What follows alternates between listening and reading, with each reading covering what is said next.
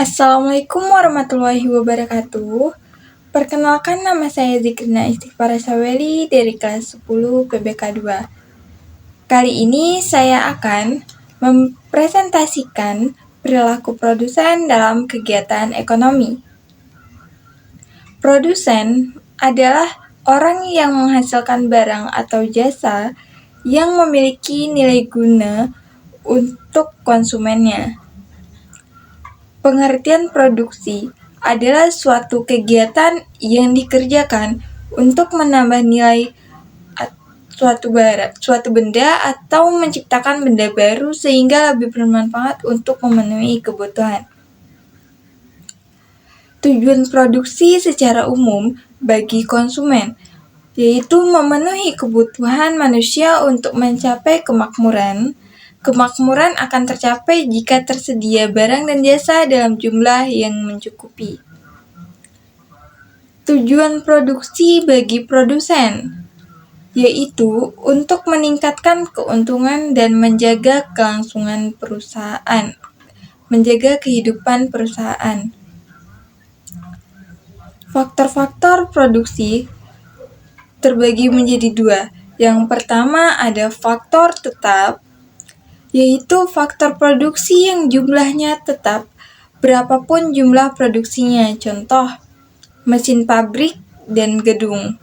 Yang kedua, faktor produksi variabel merupakan faktor produksi yang jumlahnya berubah-ubah tergantung jumlah yang diproduksi, contohnya bahan baku dan tenaga kerja.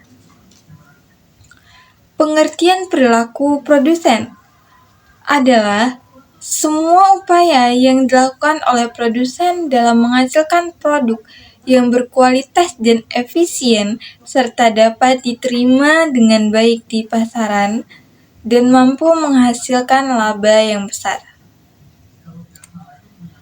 Teori perilaku konsumen merupakan sebuah teori yang menggambarkan perilaku produsen dalam menghasilkan produk barang dan jasa.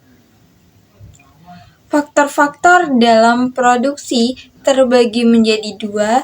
Yang pertama ada produksi dengan menggunakan satu variabel bebas.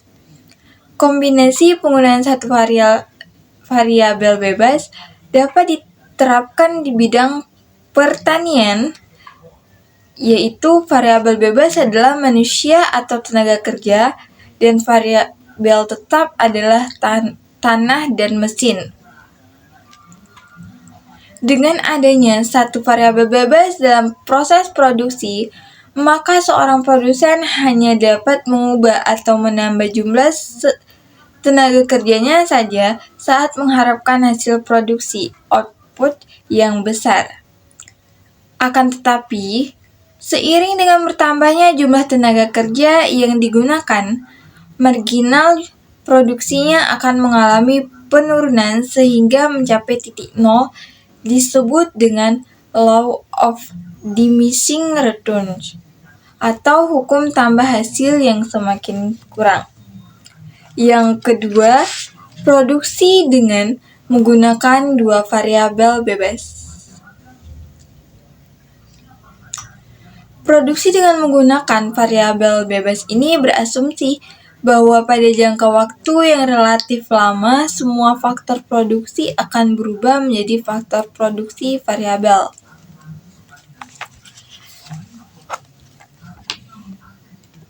Circular flow. Yang ketiga ada circular flow diagram. Terbagi lagi menjadi 4.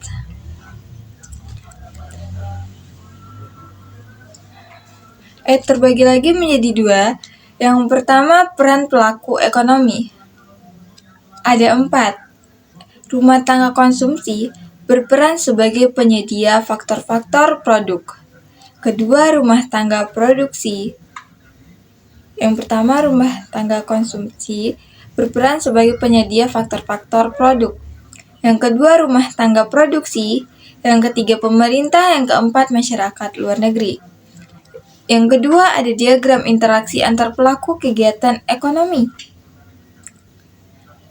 Yang pertama, diagram interaksi antara dua pelaku kegiatan ekonomi. Yang kedua, diagram interaksi antara tiga pelaku kegiatan ekonomi, yaitu rumah tangga produksi berperan sebagai penghasil barang dan jasa, serta pemakai faktor-faktor produksi yang ditawarkan rumah tangga konsumsi. Yang kedua, rumah tangga produksi akan kepada rumah tangga konsumsi berupa gaji, upah maupun uang sewa atas pemakaian faktor-faktor produksi. Dan terakhir, rumah tangga konsumsi memberikan balas jasa berupa pajak kepada pemerintah sebagai balas jasa atas penggunaan sarana dan prasarana yang telah disediakan. Yang ketiga, ada diagram interaksi antara empat pelaku kegiatan ekonomi. Masyarakat luar negeri. Dalam diagram interaksi, empat sekitar memiliki peran sebagai berikut. Yang pertama, mengimpor barang-barang hasil produksi rumah tangga produksi. Yang kedua, menyediakan faktor-faktor produksi yang dibutuhkan rumah tangga produksi melalui kegiatan impor yang dilakukan rumah tangga produksi. Yang ketiga, mengekspor barang-barang hasil produksinya ke rumah tangga produksi. Dan terakhir, menerima ekspor faktor-faktor produksi dari rumah tangga konsumsi.